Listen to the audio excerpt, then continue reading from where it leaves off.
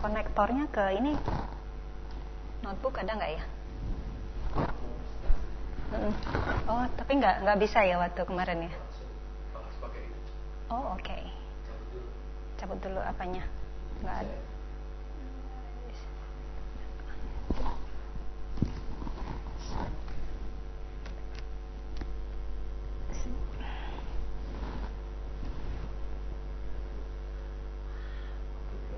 Itu lagi ya.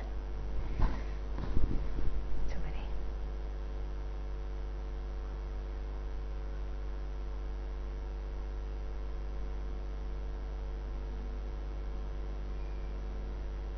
Ya, tutup.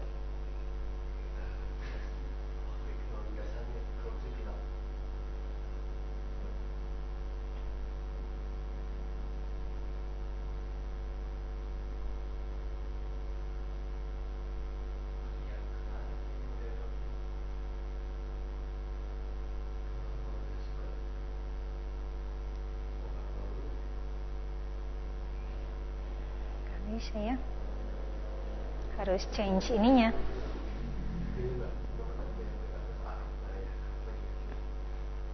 Sini. Oh, belakangnya yang nggak bisa ya.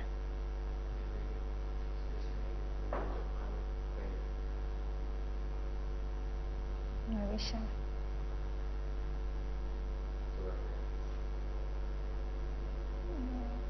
Berarti bukan ininya ya. Nggak apa-apa deh.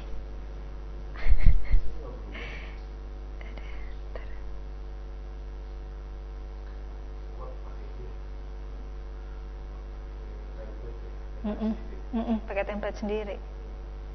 Nggak apa-apa deh. Oke. Pakai template sendiri soalnya nih.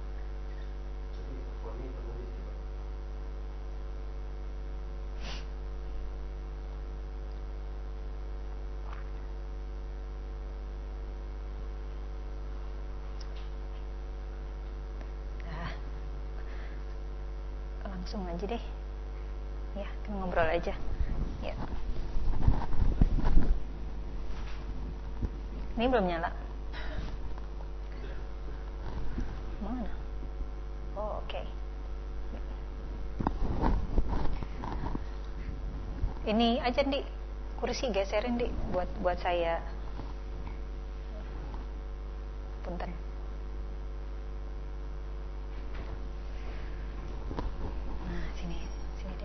Buat naruh ini. Thank you.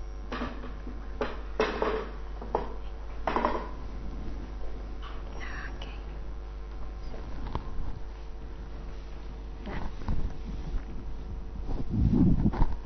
Bangku kosong.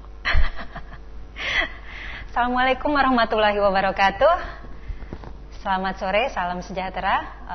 Kembali Sobat Financeku bersama Mika Rini Sutikno di sini. Mohon maaf tadi agak terlambat sedikit karena ada acara pelatihan dan menjelang jam 4 sore kami baru selesai, kemudian langsung menuju ke studio. Sudah tidak sabar ingin ngobrol-ngobrol dengan Sobat Financeku. Saya lihat dulu sebentar ada beberapa pesan yang sudah masuk dari Pak Ivan. Selamat sore Pak Ivan, terima kasih sudah join dengan kami. Kemudian juga ada Ibu Karina dari Bandung. Waduh, senang banget ketemu Ibu Karina lagi.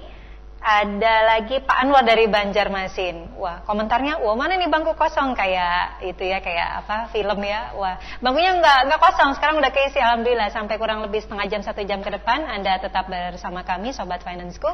Kali ini kita akan membahas topik yang sangat menarik dan saya yakin ini salah satu topik yang paling ditunggu-tunggu sama Sobat Financeku. Ya, sore ini kita akan membahas mengenai manajemen hutang. Bagaimana mengetahui hutang yang baik, hutang yang jahat. Nah, Sobat Financeku, satu pertanyaan untuk mengawali diskusi kita sore ini. Menurut Anda Sobat, apakah hutang itu baik atau jahat? Ayo angkat tangan siapa yang mau sharing. Waduh, banyak banget kayaknya. Nah, biasanya kebanyakan orang jawabannya nih rata-rata ya, tergantung. Itu jawaban paling favorit kalau ada pertanyaan tadi, hutang itu baik atau enggak sih gitu. Betul, sebenarnya memang tergantung dari pemakaian. Jadi yang namanya hutang itu seperti pisau bermata dua ya, atau seperti fungsi seperti logam uang bermata dua. Ibaratnya begini, sebuah pisau dia akan menjadi alat yang sangat berguna untuk seorang chef atau seorang koki atau ibu-ibu mau masak ya. Tanpa pisau kan kita susah banget motong-motong sayuran, masa pakai sendok atau garpu. Tetapi di tangan yang salah, pisau itu bisa menjadi senjata yang mencelakakan karena penggunaannya yang kurang tepat. Begitu juga dengan hutang. Hutang itu bisa membuat kita meningkatkan kinerja keuangan pribadi maupun keuangan keluarga kita. Dia bisa membantu kita untuk meningkatkan aset-aset kita. Dia bisa membantu kita saat kita tidak memiliki dana padahal kita sedang butuh ya. Kemudian dia juga bisa membantu kita untuk mendapatkan penghasilan lebih banyak lagi. Itu salah beberapa manfaat dari fasilitas hutang atau produk-produk pinjaman. Namun di balik sisi kebaikannya ternyata seperti tadi kita sudah analogikan bahwa hutang itu dia juga kalau tidak dikelola dengan baik, kalau tujuan penggunaannya juga tidak baik, maka dia bisa menjadi senjata yang mencelakakan. Karena apa? Karena bisa menjerumuskan Anda ke dalam masalah. Contohnya, gara-gara berhutang kita kemudian terjerat saldo hutang yang sangat sulit untuk kita bisa keluar dari situ. Karena apa? Karena kalau kita berhutang, apakah itu ke bank, ke koperasi, mungkin juga ada yang sudah punya kartu kredit, ya, ada juga mungkin yang hobi pinjam kredit tanpa agunan.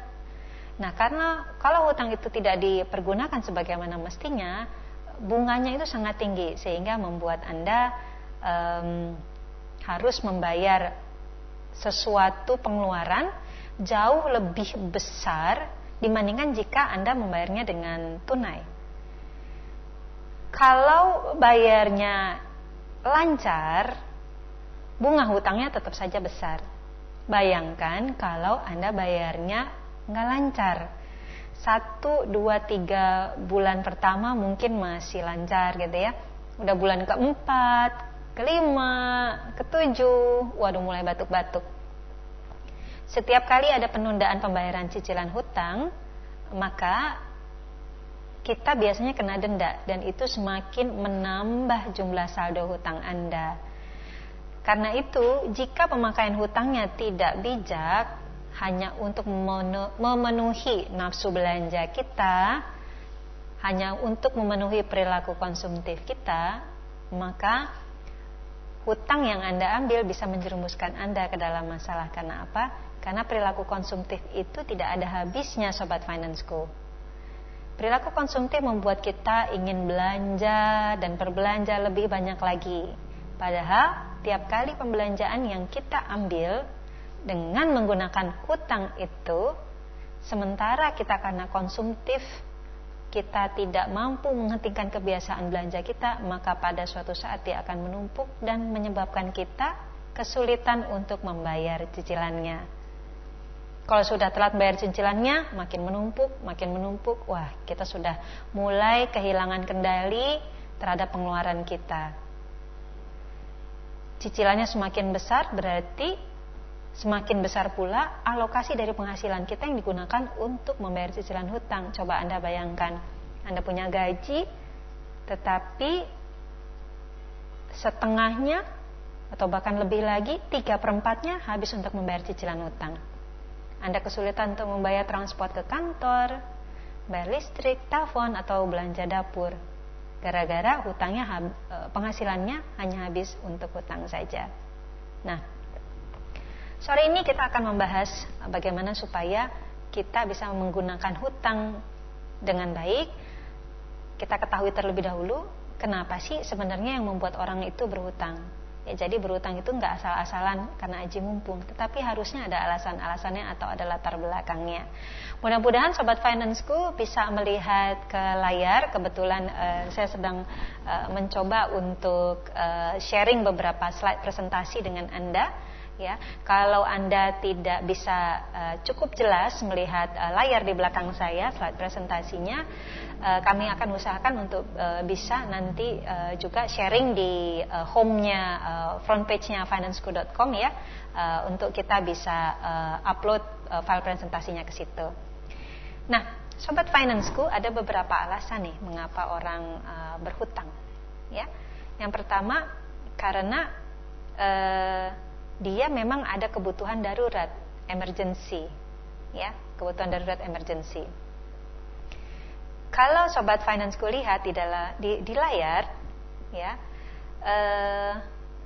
sebenarnya seseorang itu dia memiliki penghasilan, kehidupan seseorang ketika dia usaha produktif, dia memiliki penghasilan.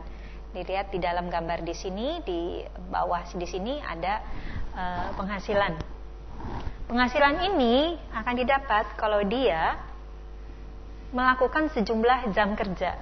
Umumnya makin tinggi jam kerjanya seseorang, harusnya penghasilannya makin besar dong. Jadi semakin banyak dia bekerja, harusnya penghasilannya semakin tinggi. Betul nggak logikanya begitu? Belum tentu, betul. Sekarang bukan zamannya bekerja keras, sekarang zamannya bekerja cerdas. Tapi berapa orang sih yang telah menerapkan cara bekerja cerdas? Kebanyakan orang bekerja keras, sehingga mereka merasa harus meluangkan lebih banyak waktu untuk bisa mendapatkan penghasilan yang lebih besar lagi. Nah, bekerja keras ternyata tidak selalu berarti Anda mendapatkan penghasilan lebih tinggi lagi. Ya, Anda mungkin dari hasil kerja keras Anda bisa mendapatkan tabungan. Namun tabungan itu ternyata Sobat Financeku tidak sanggup atau tidak selalu berarti cukup untuk memenuhi berbagai keinginan Anda. Contoh nih, Anda pengen punya rumah, Anda belum punya rumah. Anda belum punya mobil, Anda pengen punya mobil. Anda nabung dari penghasilan Anda.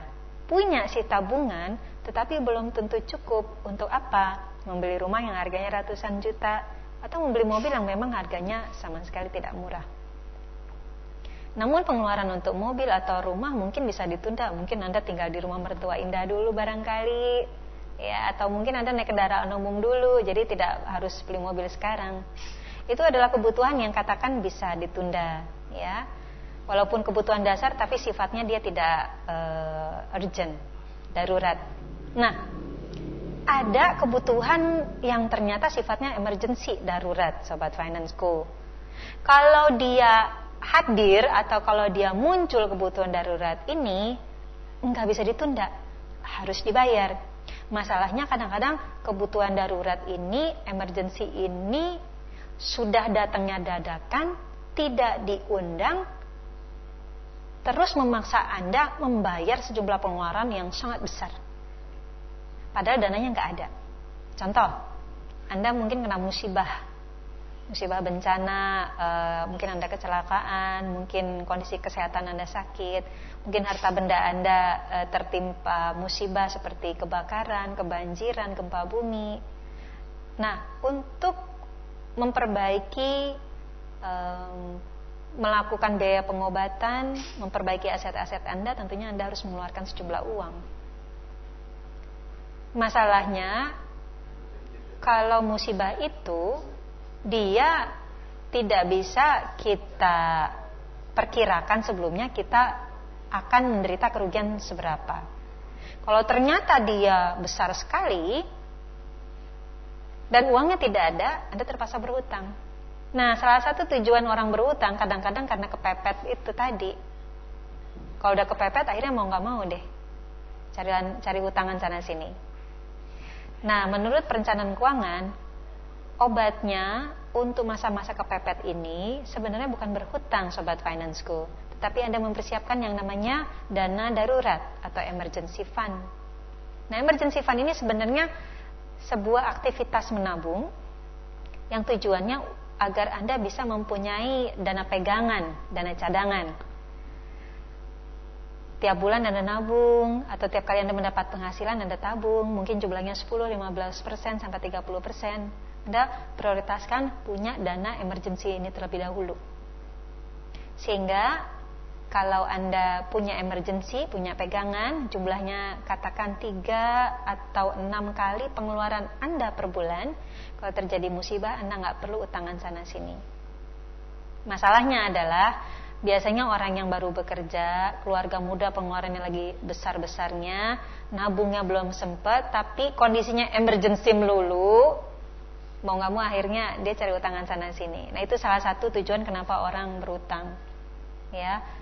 Karena kepepet itu tadi. Kepepet sih obatnya ada, tapi bagi mungkin keluarga baru atau mungkin orang yang masih muda belum sempat punya tabungan, kadang-kadang mereka berutang untuk kondisi emergency.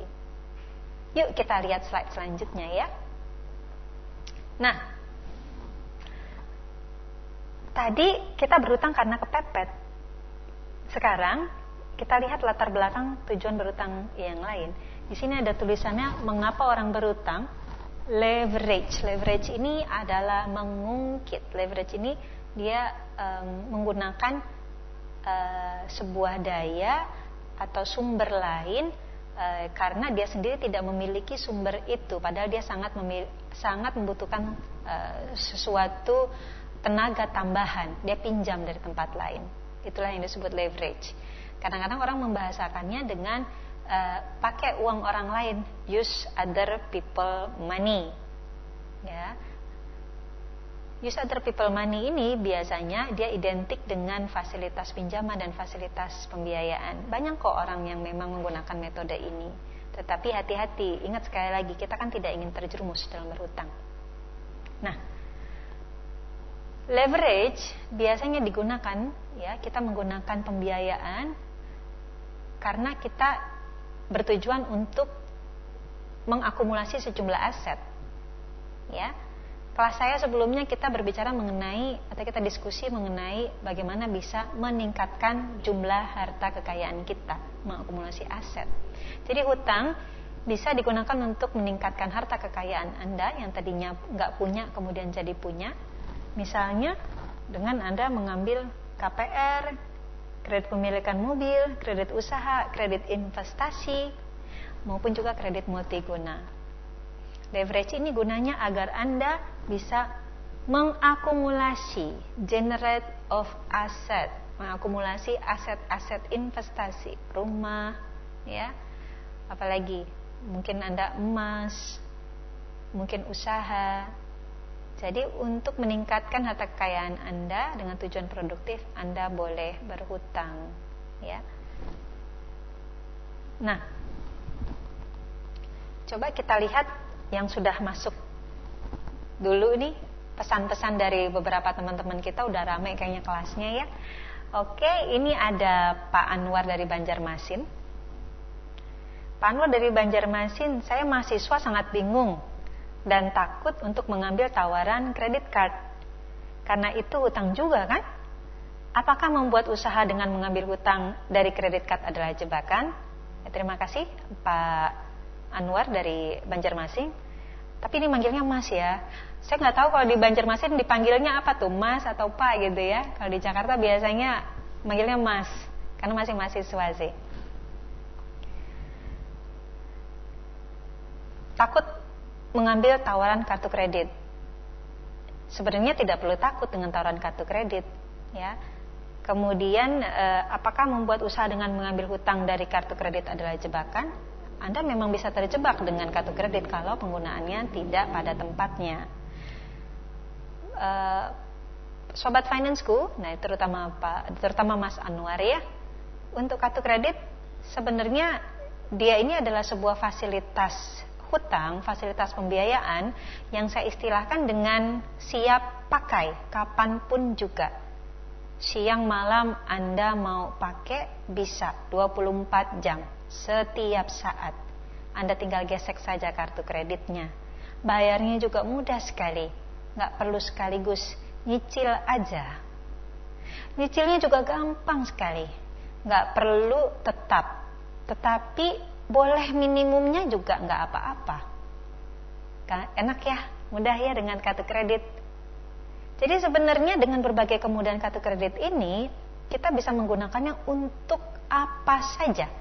Bisa sangat dioptimalkan untuk mengakumulasi aset, termasuk Mas Anwar dalam rangka membuka usaha. Oh, jadi boleh toh? Boleh, tapi ada syaratnya. Ya, ada syaratnya. Di dalam kelas ini, ya, di dalam financesku.com, kita tidak bilang sesuatu itu jahat atau buruk. Karena apa? Karena segala sesuatu itu selalu ada sisi baik dan ada sisi buruknya. Tinggal sahabat financeku berani atau bisa memilah-milah kapan harus pakai ini, kapan harus pakai itu, ya. Dan kemudian berapa jumlah pakainya dan bagaimana cara mengembalikannya. Kartu kredit sebagai salah satu sumber pembiayaan bisa digunakan hanya jika memang Anda punya sumber bagaimana cara mengembalikan pinjamannya. Kalau Anda tidak punya sumber penghasilan, maka Anda sebaiknya tidak memakai kartu kredit. Mas Anwar sudah punya penghasilan belum? Kalau belum punya penghasilan, masih jadi mahasiswa, belum bekerja, maka Anda sebenarnya tidak masuk kriteria orang yang memerlukan kartu kredit atau orang yang bisa difasilitasi dengan kartu kredit. Kecuali Anda sudah punya penghasilan, maka Anda punya sumber penghasilan untuk membayarnya. Kemudian pertanyaan yang kedua adalah, kalau menggunakan untuk usaha gimana? Kalau usahanya baru dimulai, saya sangat tidak sarankan Anda modalnya yang dipakai adalah dari hutang. Karena apa? Karena usaha yang baru dibangun, dia belum stabil pendapatannya. Kalau belum stabil pendapatannya, maka Anda akan kesulitan membayar cicilan hutang kartu kreditnya. Cicilan hutang kartu kredit ini memang walaupun bisa dibayar minimal, tetapi kan tiap bulan harus dibayar. Sementara usaha kalau baru dibangun, belum tentu dalam 1-2 bulan pertama itu Anda barang jualan Anda atau produksi Anda itu sudah laku loh. Kadang-kadang kita masih merugi terlebih dahulu. Jadi kalau untuk usaha baru dimulai pakai modal sendiri aja ya. Jangan pakai hutang. Nanti kalau usahanya sudah berkembang, penghasilannya sudah stabil, kliennya atau customernya juga sudah banyak, Anda mau mengembangkan usaha, membuka cabang baru, membeli alat-alat investasi yang baru, Anda boleh mengajukan pinjaman. Gitu ya Mas Anwar. Oke, ini ada beberapa pertanyaan lagi yang sudah masuk dari Mbak Karina, Bandung. Mbak Karina, selamat sore, senang sekali berjumpa dengan Anda kembali. Mau tanya dong tentang emas, bisa? Boleh. Apakah emas bisa kita hutangkan? Maksudnya jika ingin membeli dengan hutang dari investasi lain, apakah emas bisa kita hutangkan? Ya bisa. Kita bisa membeli emas dengan hutang, bisa. Kita bisa membeli sesuatu yang lain dengan pinjaman berdasarkan emas juga bisa. Karena apa? Karena emas adalah benda atau aset investasi yang memiliki nilai tinggi. Sehingga kalau kita butuh pinjaman dengan memberikan jaminan berupa emas, biasanya hal itu disetujui. Jadi katakan Anda punya emas. Nah, kebetulan Anda punya kebutuhan mendadak nih. Anda perlu uang, tapi Anda tidak ingin menjual emas Anda. Anda boleh datang ke Pegadaian. Anda gadaikan emasnya, kemudian nilai emasnya dinilai, dari situ 80%-nya bisa dijadikan atau bisa diberikan kepada Anda sejumlah uang tunai sebagai pinjaman, emasnya yang dijaminkan. Jadi uang dari hasil penggadaian emas itu bisa Anda gunakan untuk memberi aset investasi yang lain, bisa Anda gunakan untuk membuka usaha atau untuk kebutuhan yang lain. Ya, jadi emas bisa dijadikan jaminan hutang. Pertanyaan yang lain adalah, apakah emas bisa kita hutangkan? Ya, kalau mungkin kalau tadi kita berhutang kemudian jaminannya emas itu bisa. Nah sekarang kalau kita mau beli emas tapi kita ngutang, bisa nggak sih? Oh, ada kok pinjamannya, ya.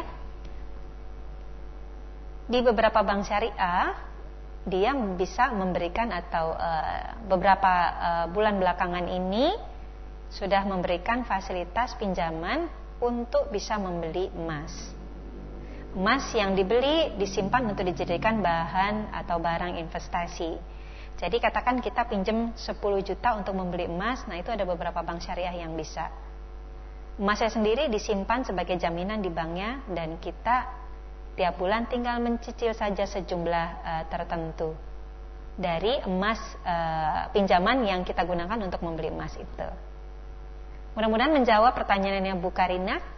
Kepada Sobat Financeku yang lain yang ingin mengajukan pertanyaan, silakan.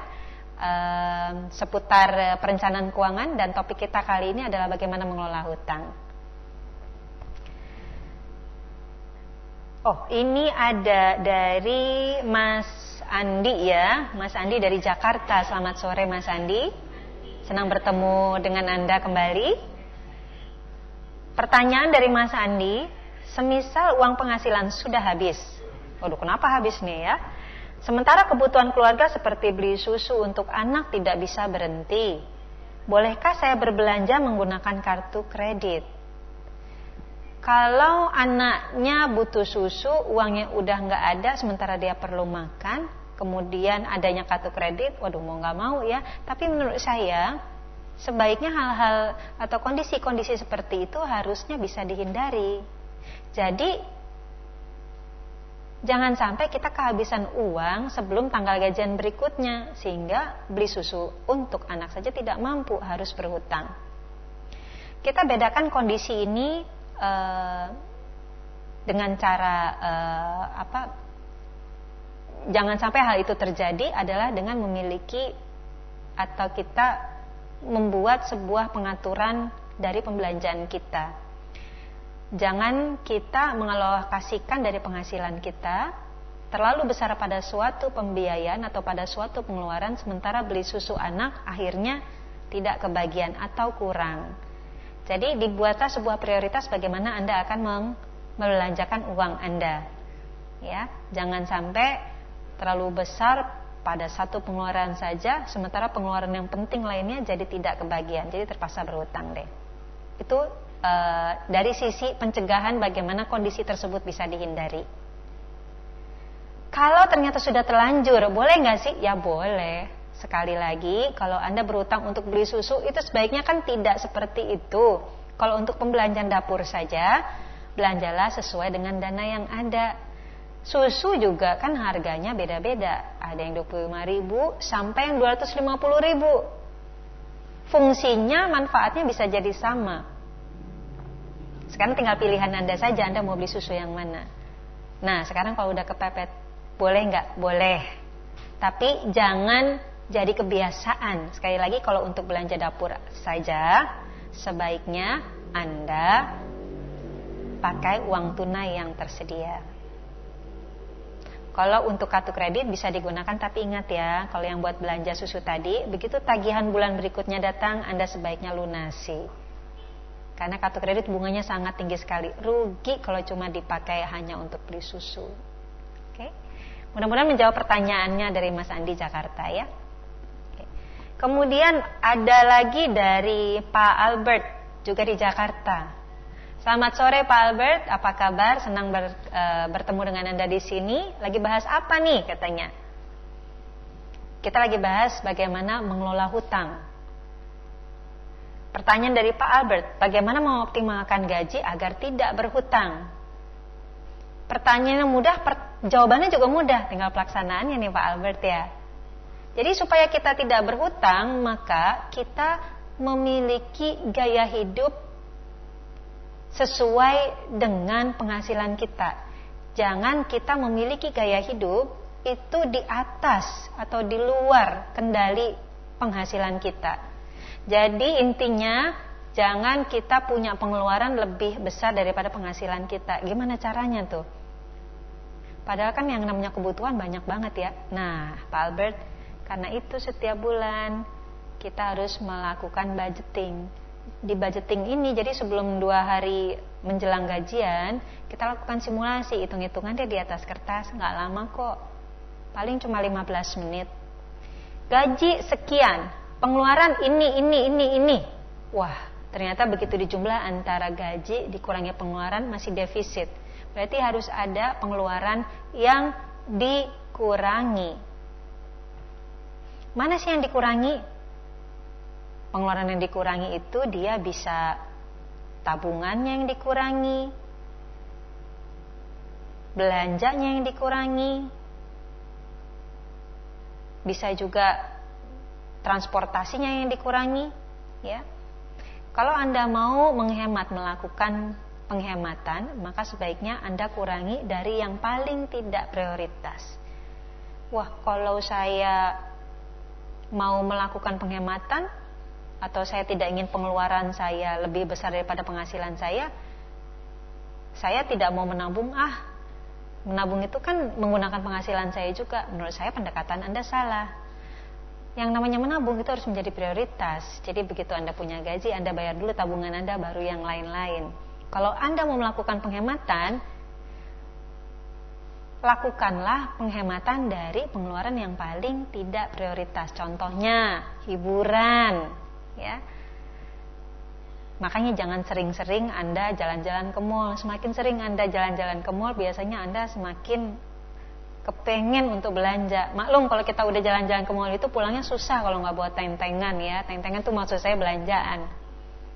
Nah, cara yang lain untuk melakukan penghematan adalah dengan tadi kita mengurangi frekuensi kegiatan atau tempat-tempat di mana kita jadinya malah cenderung boros kalau kita ke situ.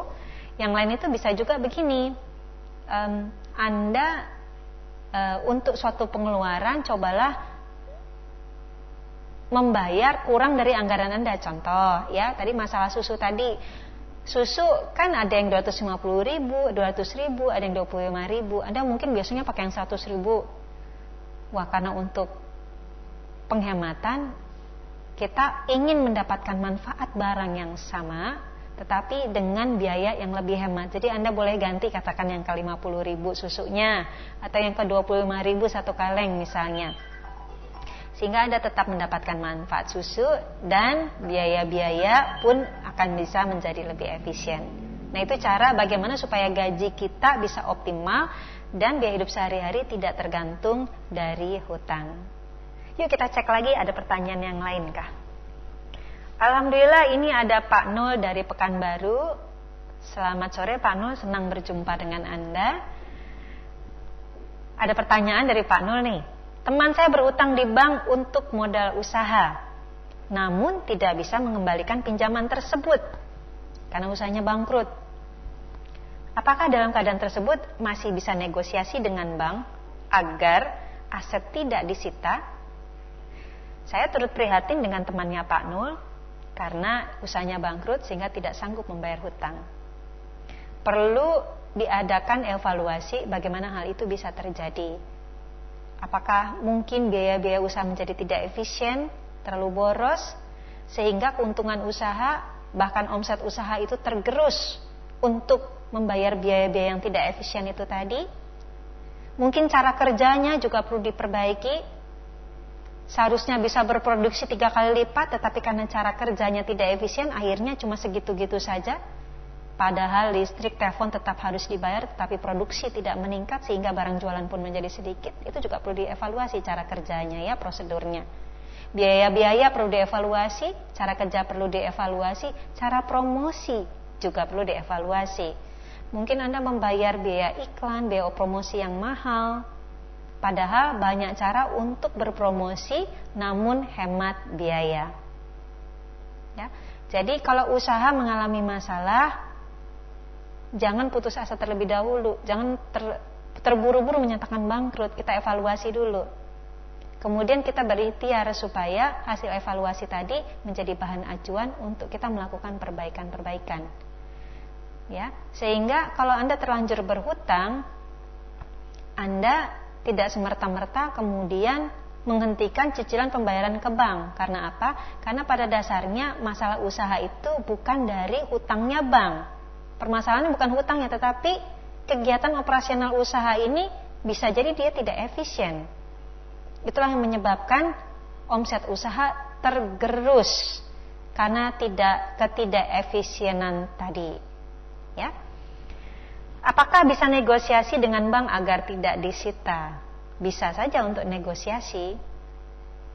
Tetapi negosiasi ini jangan harap bahwa hutangnya 100% bisa diputihkan atau dilupakan. Wah, nggak ada ceritanya begitu. Mungkin Anda bisa negosiasi masalah jumlah bunganya. Kebanyakan untuk jumlah pokok itu tidak bisa didiskon. Tetapi mungkin pembayaran bunganya bisa didiskon. Yang pasti Anda harus pintar-pintar negosiasi nih. Kemudian jika ternyata cicilan bulanannya keberatan, Anda bisa minta bank yang bersangkutan untuk memperpanjang jangka waktu cicilan, sehingga cicilan bulanannya menjadi lebih ringan. Yang tadinya mungkin Anda bayar ketika ada dananya, tetapi cara pembayarannya adalah sekaligus. Nah sekarang coba Anda ajukan untuk cicilan tetap saja. Namun cicilan tetap tiap bulannya ini seharusnya dia masih berada dalam kenyamanan pembayaran cicilan Anda. Jadi jangan sampai Anda bulanannya terlalu berat sehingga kembali lagi Anda kepada situasi di mana Anda tidak sanggup membayar cicilannya karena terlalu besar. Negosiasi ada beberapa cara tadi ya, ada beberapa usulan dari saya. Diperpanjang jangka waktu pinjamannya, cicilannya kemudian dijadikan cicilan tetap, Anda minta diskon, bunganya mungkin yang didiskon. Mungkin juga bank mau mendiskon total saldo, asalkan mungkin Anda berniat untuk melunasi seluruhnya. Kalau Anda lunasi sekarang Anda dapat potongan sekian, ada juga bank yang seperti itu. Jadi dicoba saja beberapa cara ya. Kalau kita negosiasi otomatis yang namanya aset yang dijaminkan tentunya tidak jadi disita. Oke. Itu tadi dari Pak Nol ya, Pekanbaru. Ini juga ada Pak Albert lagi nih. Bagaimana jika sakit? Untuk biaya yang tidak diduga mengharuskan kita untuk berhutang, sehingga gaji yang seharusnya normal dipakai sehari-hari menjadi defisit. Tadi Pak Albert di awal kelas kita bersama Sobat Financeku, kita tadi sudah membahas mengenai dana emergency. Obatnya itu emergency bukan hutang, tetapi sebenarnya dana darurat, sebuah tabungan atau deposito yang memang hanya digunakan untuk keadaan-keadaan darurat, sehingga kalau keadaan darurat itu terjadi, Anda tidak perlu cari hutangan sana sini. Obat yang juga tidak kalah manjurnya dari menghadapi musibah ini adalah dengan memiliki asuransi jiwa, asuransi kesehatan, maupun asuransi harta benda Anda. Jadi kalau terjadi risiko kepada jiwa Anda, kepada kesehatan Anda, harta benda Anda, sehingga mengharuskan Anda membayar sejumlah besar dana, Anda bisa mendapatkan santunan atau uang santunan dari pihak asuransi di tempat Anda membeli asuransi tersebut. Jadi walaupun uang Anda kepakai sementara, selanjutnya Anda tetap bisa melakukan reimbursement. Itu obatnya untuk emergency, bukan hutangan. Tetapi kadang-kadang namanya juga orang baru kerja, belum sempat punya tabungan, belum sempat punya emergency fund, belum sempat punya asuransi, tiba-tiba dia kena musibah, boleh kok dia berhutang. Itu tadi kepepet. Cuma ingat sekali lagi, berhutang ada satu syaratnya. Anda harus tahu dari mana Anda akan membayar hutangan tersebut. Jadi pastikan bahwa Anda punya sumber penghasilannya. Ya, sekali lagi yang namanya obat emergency itu bukan hutangan, ya, tetapi dana darurat.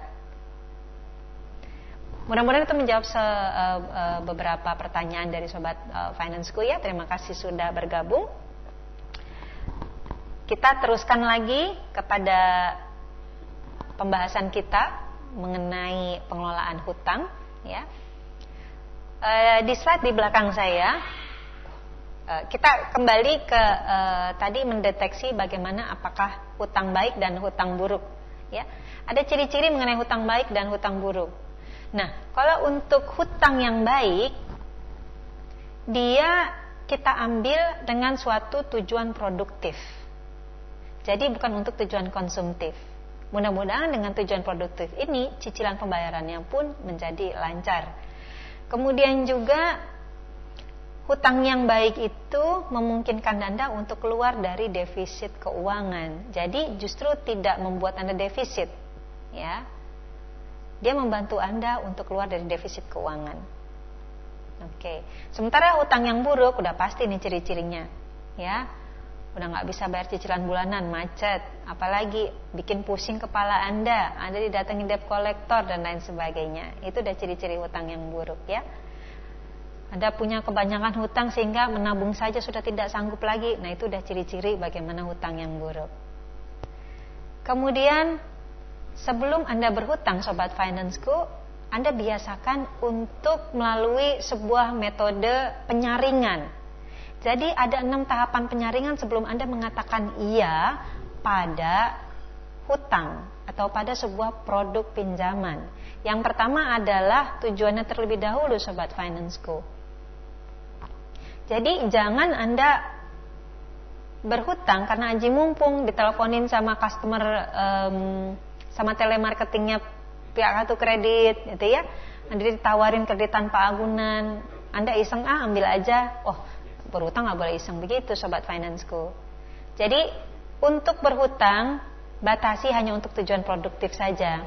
Ya, tujuan produktif adalah tujuan yang membuat Anda bisa menghasilkan aset, menghasilkan income. Jadi kalau dengan berhutang Anda kemudian mendapatkan proyek, walaupun tidak langsung, dan Anda juga yakin pembayaran cicilannya akan lancar, Anda boleh kok berhutang.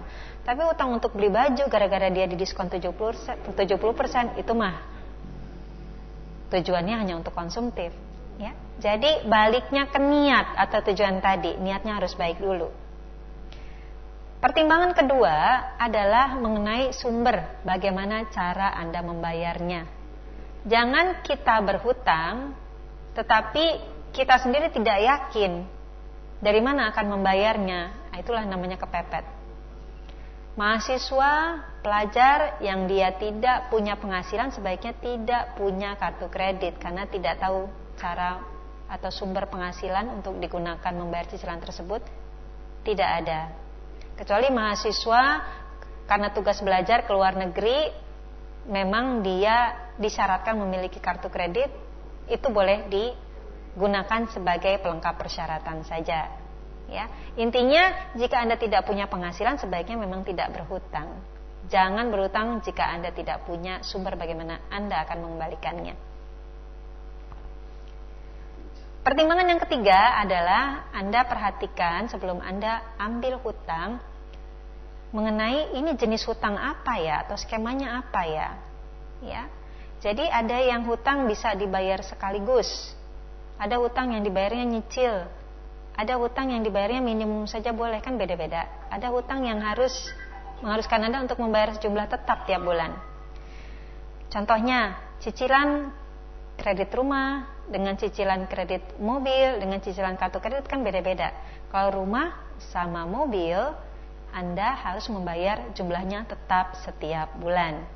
Yang kedua, kalau cicilannya kartu kredit, dia biasanya membolehkan Anda untuk membayar minimum dulu. Kalau Anda pinjam dari Pegadaian, biasanya Anda dihitung selama 15 hari, jadi Anda boleh bayar per 15 hari, Anda boleh cicil selama 4 bulan, Anda juga boleh lunasi sekaligus. Jadi sebelum Anda mengambil pinjaman, pastikan bahwa Anda mengetahui terlebih dahulu mekanisme perhitungan bunganya, sistem maksud saya ya, sistem penghitungan bunganya dan sistem pembayaran kembali. Apakah dia cicilan tetap ataukah sewaktu-waktu bisa dilunasi. Sekarang tahapan yang keempat, sumber pembiayaan. Nah, penting nih Sobat Financeku ketahui, siapa sih yang ngasih hutang ini? Apakah bank, koperasi? Ya, Anda boleh pilih tuh, Anda mau berutang dari mana? Apakah berutangnya dari mertua barangkali? Atau dari orang tua Anda sendiri, dari saudara Anda? Biasanya persyaratannya juga mudah tuh, yang penting kenal gitu ya. Atau Anda mungkin utangnya dari bank, kan jadinya perlakuannya beda-beda. Kalau utang dari individu, dari seseorang mungkin persyaratannya mudah, tetapi bunganya bisa jadi dia minta lebih tinggi. Ada juga yang individu yang memberikan pinjaman tapi tanpa bunga. Nah, kalau ketemu yang seperti itu, boleh deh kita jadikan sahabat baik ya, karena dia memberikan pinjaman tanpa bunga. Tapi jarang kayaknya sih ada yang mau begitu ya.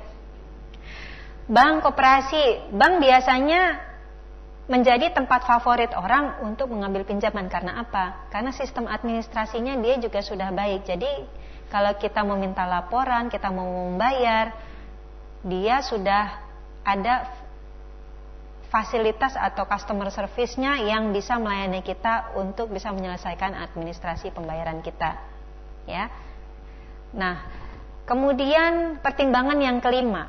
Pertimbangan yang kelima ini adalah mengenai agunannya atau jaminannya. Seringkali kalau kita mengajukan pinjaman, maka bank yang bersangkutan meminta kita untuk memberikan sejumlah jaminan berupa aset. Aset yang diminta biasanya rumah atau properti. Kenapa sih? Padahal kan kita minjem untuk usaha ya. Kita minjem bukan untuk beli rumah. Kenapa tetap yang dijaminkan itu rumah? Begini Sobat Financeku. Bagi si pemberi pinjaman, ini jika kita lihat dari si pemberi pinjaman, meminjamkan uang itu berisiko. Bisa jadi orang yang dipinjamkan itu kabur, bisa jadi orang yang dipinjamkan itu kemudian dia tidak sanggup bayar cicilan. Karena apa? Karena usahanya bangkrut ya, tadi seperti temannya Pak Nul di Pekanbaru. Bisa jadi juga karena krisis ekonomi, bisa jadi juga karena terjadi musibah dan bencana, sehingga orang yang berhutang dia tidak sanggup membayar pinjaman. Jadi namanya juga jaminan. Dia tidak akan diutak-atik oleh si pemberi pinjaman jika memang pembayaran cicilannya lancar-lancar saja. Begitu ada masalah, maka jaminan tersebutlah yang bisa mengantisipasi risiko gagalnya pembayaran hutang karena terjadinya berbagai risiko tadi. Jadi si pemberi pinjaman dia membutuhkan jaminan. Jaminannya itu berupa aset biasanya ya. Sekarang pertimbangan yang keenam, risiko. Jadi kalau berhutang ya, Anda juga mesti pertimbangkan risiko-risiko apa saja sih yang bisa membuat kita gagal membayar hutang. Risiko pertama, risiko yang terjadi pada jiwa kita. Maaf Sobat Financeku, kalau Anda berhutang kemudian Anda meninggal, yang rugi siapa ya? Yang ngasih pinjaman. Karena apa? Anda udah meninggal soalnya. Karena itu kalau Anda punya hutang, sebaiknya Anda punya asuransi jiwa. Sehingga kalau Anda meninggal, ada santunan dari perusahaan asuransi jiwa, dan santunan tersebut bisa digunakan untuk melunasi hutang-hutang Anda, sehingga Anda mati tidak mewariskan hutang. Metode seperti ini sudah otomatis digunakan saat orang meminjam kredit rumah. Debitur KPR biasanya sudah otomatis dia mendapatkan asuransi jiwa. Jadi kalau dia meninggal, maka sisa saldo hutangnya akan dilunasi oleh pihak asuransi jiwa. Ahli warisnya, misalnya anak istrinya atau suami dan anak-anaknya, tidak terbeban terhadap saldo hutang rumah mereka karena sudah dibayar pihak asuransi. Demikian juga dengan kredit mobil. Umumnya debitur yang meminjam, dia sudah dilengkapi dengan asuransi jiwa juga. Itu tadi dari asuransi jiwa atau dari risiko yang terjadi pada jiwa si peminjam. Nah, risiko yang terjadi pada jaminan juga kadang-kadang bisa terjadi. Jadi dari jaminan yang diagunkan, misalnya rumahnya itu tadi, kemudian terjadi kebakaran, banjir, gempa bumi dan lain sebagainya, sehingga membuat rumah jaminan itu rusak. Anda harus melakukan renovasi. Nah, padahal aset tersebut dijaminkan ke bank.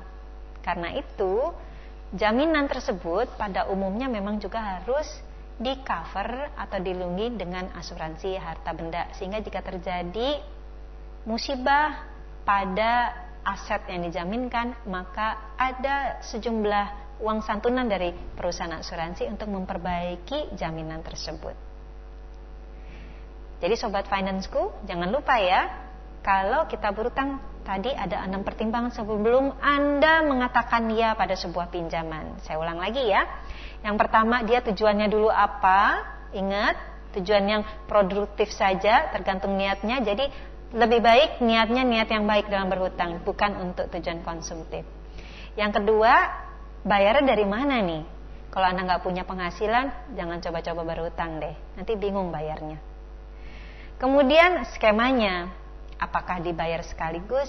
Apakah dibayar dengan cicilan tetap? Ataukah saya melunasi sesuai dengan kemampuan saya? Anda harus pahami terlebih dahulu bagaimana cara pembayaran dan skema dari perhitungan bunganya itu tadi. Yang keempat, yang ngasih pinjaman ini siapa? Apakah pribadi, bank, koperasi, atau mungkin lembaga keuangan yang lainnya. Kemudian masalah mengenai jaminan. Ini pertimbangan yang kelima. Perlu jaminan nggak? Jaminannya berupa apa? Dan bagaimana kita bisa kemudian mengantisipasi berbagai risiko keuangan yang membuat kita bisa gagal membayar hutang, dan itu harus Anda antisipasi. Itu adalah pertimbangan yang keenam. Kita lihat lagi siapa saja Sobat Financeku yang sudah bergabung. Yuk kita kembali kepada pertanyaan-pertanyaan.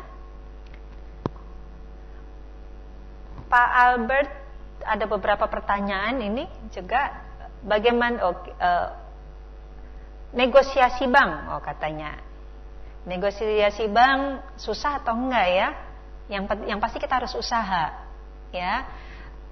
Tips untuk bisa sukses bernegosiasi dengan bank adalah pertama niat baik dulu. Jadi bukan Anda datang ke bank negosiasi, tolong dong dihapuskan hutang saya, itu nggak akan bisa terjadi, Sobat Financeku. Negosiasi itu ketemu di tengah-tengah. Ya, kita minta keringanan. Kalau nggak bisa bayar segini, boleh nggak bayar segitu? Boleh nggak ditunda terlebih dahulu? Soalnya saya kena PHK. Kemudian, supaya sukses bernegosiasi, Anda bawa bukti-bukti kenapa Anda kesulitan membayar hutang. Jadi jangan hanya disampaikan secara verbal. Kalau kita mau klaim asuransi mobil, kan mobilnya juga difoto-foto. Mobilnya yang rusak juga kan dianalisa. Jadi harus ada bukti-buktinya, Sobat Financeku. Pak Albert juga, bukankah asuransi itu harus dibayar secara berkala, otomatis mengurangi gaji normal? Betul, asuransi dibayar secara berkala, ada yang setahun sekali, ada yang 3 bulan sekali, ada yang 6 bulan sekali. Bukankah itu mengurangi gaji? Pastinya. Jadi, apakah asuransi ini kita bayar atau tidak? Soalnya mengurangi gaji sih, ya harus dibayar. Kenapa? Karena jika Anda tidak punya asuransi, maka Anda tidak punya rencana antisipasi risiko. Anda nabung, terus kemudian Anda kena musibah. Musibah ini Anda harus membayar sejumlah uang. Jumlahnya lebih besar dari tabungan Anda. Kalau Anda nggak punya asuransi, Anda harus pakai uang tabungan Anda. Dan kalau kurang, Anda masih harus berhutang. Tapi kalau Anda punya asuransi, uang tabungan Anda aman, ada uang santunan dari perusahaan asuransi. Ibaratnya kita bayar satpam deh untuk jagain rumah kita, itulah asuransi. Kalau nggak ada kejadian apa-apa, Anda kan tetap harus bayar gaji satpamnya kan? Anda kan tidak ingin terjadi hal-hal buruk pada diri Anda, tetapi masalah antisipasi risiko itu ada biayanya, dan biaya untuk melakukan antisipasi itulah yang Anda bayar. Di luar kejadiannya akan terjadi atau tidak. Banyak ya Pak Alur pertanyaannya, hebat. Ayo Sobat Financeku yang lain, mumpung kita masih ada waktu ini. Bagaimana cara yang paling efektif untuk mengurangi hutang? Cara yang paling efektif untuk mengurangi hutang atau mengurangi ketergantungan terhadap hutang adalah dengan mengendalikan pengeluaran-pengeluaran Anda, Pak Albert. Jadi miliki gaya hidup sesuai dengan penghasilan Anda. Jangan kita punya penghasilannya hanya 3 juta, tetapi gaya hidupnya atau pengeluarannya 4 juta, sudah pasti defisit. Dan defisit itu biasanya, apalagi bagi teman-teman yang tinggal di perkotaan, biasanya dibiayai oleh kartu kredit atau hutangnya. Jadi boleh punya kartu kredit, tapi disimpan saja untuk keadaan darurat, sewaktu-waktu untuk jaga-jaga. Kalaupun dipakai, langsung dibayar pelunasannya. Bapak atau Ibu Anisma ini ya, dari Bondowoso. Wah, terima kasih untuk jempolnya ya. Senang sekali sudah bergabung dengan kita. Nah,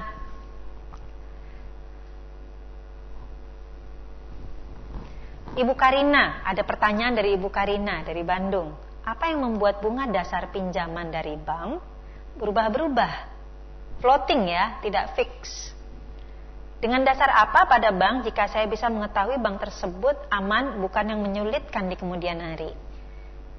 Apa yang membuat bunga dasar pinjaman dari bank berubah-berubah? Kondisi ekonomi, Bu Anisma. Kondisi ekonomi menyebabkan tingkat suku bunga berubah-berubah.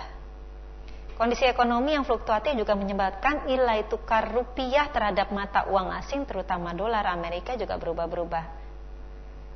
Kondisi ekonomi juga menyebabkan harga-harga dari tiap tahun ke tahun itu tidak pernah sama, dengan kecenderungan naik terus-menerus. Itulah inflasi.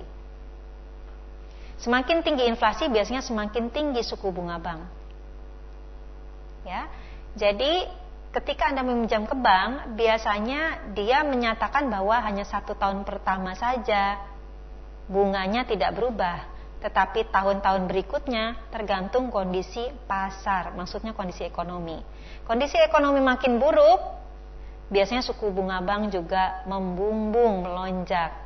Mungkin Sobat Financeku ingat apa yang terjadi tahun 98, krisis finansial moneter. Bank-bank banyak yang berjatuhan. Suku bunga membumbung tinggi, bahkan sampai 40 hingga 70%. Dolar rupiah juga sangat tinggi, sampai 18.000 waktu itu. Sekarang sudah kembali normal. Kita harap bahwa situasi ekonomi, walaupun dunia sedang dilanda krisis, negara kita bisa bertahan terhadap krisis dunia. Kemudian, dengan dasar apa pada bank jika saya bisa mengetahui bank tersebut aman, bukan yang menyulitkan di kemudian hari? Kalau pada bank itu ada ukuran kesehatannya, Bu Anisma. Jadi ada yang istilahnya Capital Adequacy Ratio, CAR. Itu adalah tingkat kesehatan pada bank. CAR itu dia menunjukkan indikasi bahwa sebuah bank itu mampu melunasi kewajiban-kewajiban jangka pendeknya. Contoh, bank kan terima uang ya Bu ya dari nasabah, tapi uang itu kan bukan dikasih. Jadi orang nyimpen di bank, sebenarnya bank harus kewajiban mengembalikan atau menyediakan dana kapanpun uang tabungan itu mau diambil.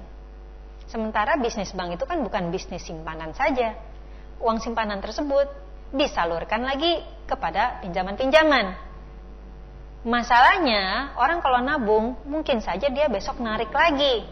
Sementara dari sisi pinjaman, kalau seseorang meminjam kan tidak dibayar sekaligus pinjamannya. Itu sih namanya bayar cash, bukan pinjaman. Jadi kadang ada yang dibayar 10 tahun kayak KPR ya, ada juga yang dibayar 3 tahun kayak kredit usaha, ada juga yang dibayar bulan depan juga udah harus lunasin kayak kartu kredit. Berbeda-beda pengembalian pinjamannya. Sementara yang dari sisi simpanan, bank harus siap kapan saja tabungan itu ditarik. Capital Adequacy Ratio menunjukkan kemampuan bank untuk menyediakan sejumlah dana ketika tabungan-tabungan nasabah ingin ditarik. Kalau nggak ada dananya, kebanyakan disalurkan pinjaman, berarti mismanagement, ya. Jadi permodalan bank juga harus kuat, jangan tergantung dari simpanannya nasabah. Permodalan sendirinya juga harus kuat untuk bisa menjamin kenyamanan nasabah dalam melakukan transaksi keuangan dari tabungannya dia. Yang lain adalah Anda boleh dong tanya sana sini, gimana tuh pelayanan dari bank itu? Gimana pelayanan dari bank yang ini? Ya, tentunya Anda harus melakukan riset pasar, 2 atau 3 bank, Anda perbandingkan, Anda tanya kanan kiri Anda. Tapi yang paling tepat biasanya indikator tadi Capital Adequacy Ratio. Gitu Bu Anisma ya.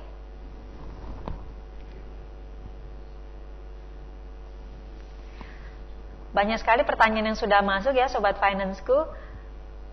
Sepertinya dijawab satu persatu tidak akan cukup waktunya ya. Mudah-mudahan saya sudah menjawab beberapa pertanyaan yang penting-penting ya. Bisa mewakili pertanyaan dari semuanya Sobat Financeku. Terima kasih Bu Anisma, bagus sekali penjelasan yang telah diberikan. Saya berharap teman-teman juga mendapatkan manfaat yang sama ya. Kita seminggu 3 kali live streaming. stay tune terus di financesku.com ya. Senin, Rabu, Jumat, insya Allah tiap jam 4 sampai jam 5 sore. Molor sedikit jam 6 sore boleh ya. Malum kalau di Jakarta macet. Aduh, sudah berusaha untuk datang ke sini. Nah, Sobat Financeku, itu tadi seputar bagaimana kita bisa mengelola keuangan, mengelola hutang dengan baik. Apa saja yang melatar belakangi pengambilan hutang, bagaimana membedakan hutang baik dan hutang buruk. Kemudian apa saja pertimbangan yang harus Anda ambil sebelum mengatakan ya pada sebuah pinjaman. Ya, tadi ada 6. Boleh tuh tadi kalau dicatat. Nanti Anda posting komen Anda di www.financesku.com, kita sharing sama-sama. Senang sekali bisa berjumpa dengan Anda sore ini, Sobat Financeku. Jangan lupa hari Senin jam 4 sore sampai jam 5 sore kami akan kembali hadir bersama Anda. Ajak teman-teman Anda untuk bergabung di www.financesku.com. Bersama saya Mikerini Sutikno kali ini, dan juga bersama para pakar-pakar keuangan yang lain. Sampai bertemu lagi minggu depan. Salam sukses, selamat mengelola keuangan.